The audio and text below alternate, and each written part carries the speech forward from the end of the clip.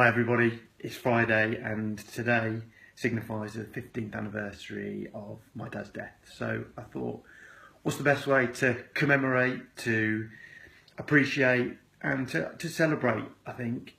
What's the best way to do that? And I thought the best thing to do would be do something I've never done before, and that's one of these videos. So hopefully you enjoy it. Let me take you back to the 7th of April 2002. I was 19 and in my second year of uni. And I'd come home for Easter. Got the call that my dad was in a very bad way. So I'm going to go pretty graphic here. So if you do get easily offended, I'd probably switch off. But for those of you that want to carry on, please feel free. So my dad was an alcoholic. He had several mental unresolved issues.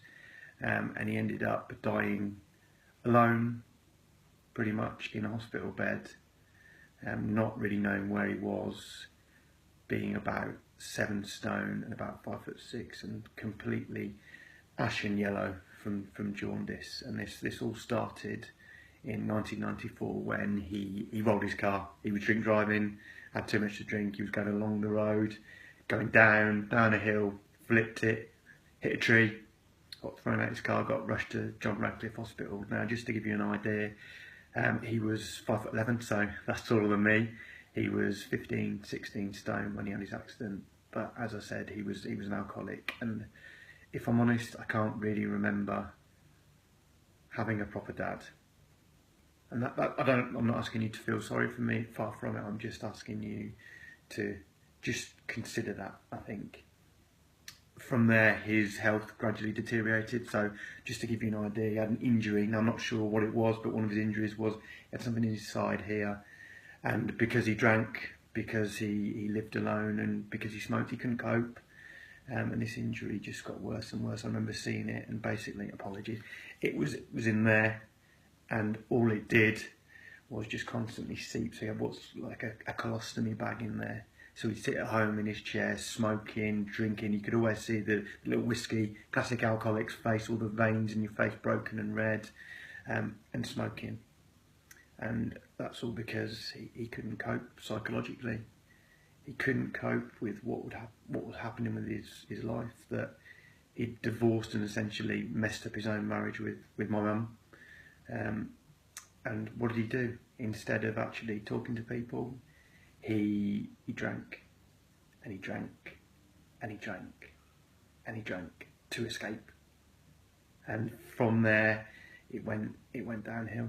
So from 1994 to 2002, that's 8 years of living on your own, having to ring me up in stupid voices because he couldn't cope mentally. For me, at 19, 20, having to drag him around supermarkets when he's in pretty much what you call a flasher's mac. He's doing that, he's wandering around. It was embarrassing. I was embarrassed that he was my father. I really was.